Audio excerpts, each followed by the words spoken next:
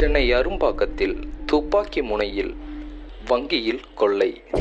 பதப்பதைக்கும் CCTV காட்சிகள் கிடைத்துள்ளது.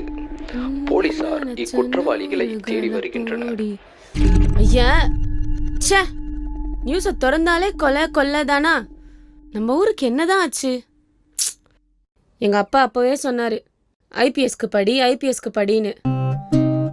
கேட்டனா, நான் மட்டும் ஆனா ஐபிஎஸ் ஆயிருந்தேன், இந்த ஊரையே என் கண்ட்ரோல்ல வச்சிருந்திருப்பேன். ஐயோ, இப்ப என்னத்த போட்டு அடிச்சான்னு தெரியலையே. இந்த பொண்ணு ஆழியா, நீங்க இந்த ஊரையே கண்ட்ரோல்ல வச்சிருந்திருக்கலாம். ஆனா இந்த ஆழியா எப்பவுமே அவுட் ஆஃப் கண்ட்ரோல் தான்.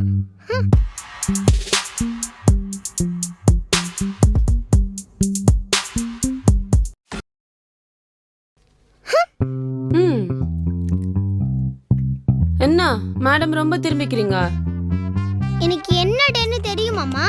நீங்க தானே இன்னைக்கு என்ன ஷாப்பிங் கூட்டி போறேன்னு சொன்னீங்க. உங்களுக்கு என் மேல கொஞ்சம் கூட அக்கறையே இல்லமா? உட்கார்ந்து ஜாலியா டிவி பார்த்துட்டு இருக்கீங்க. ஷாப்பிங் கூட்டி போறேன்னு சொன்னா? ஷாப்பிங் கூட்டி போறேன்னு சொன்னனா? சொல்லிருப்பேன். ஏய், ஷாப்பிங் தானே, போலாம். போலாமா? எப்போ போலாம், அவசரப்படாத. ஆனா நான் ஷாப்பிங் கூட்டி போனோம்னா சில கண்டிஷன்ஸ் இருக்கு. கண்டிஷன்ஸா? ரோட்ல போகும்போது உன் இஷ்டத்துக்கு ஓடக்கூடாது. எங்கேயாவது டாய்ஸை பார்த்தா உன் கண்ணு அதை தேடக்கூடாது. சாக்லேட் வேணும்னு என்கிட்ட கேட்க கூடாது. இதெல்லாம் வாங்கி தரலன்னு மூஞ்ச தூக்கி வச்சுக்க கூடாது.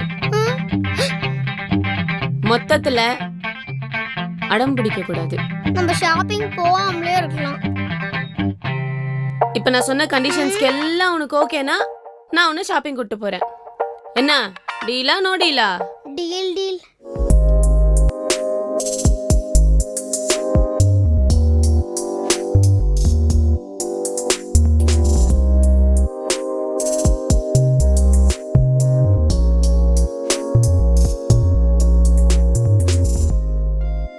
ஏன் உம்முன்னு வர?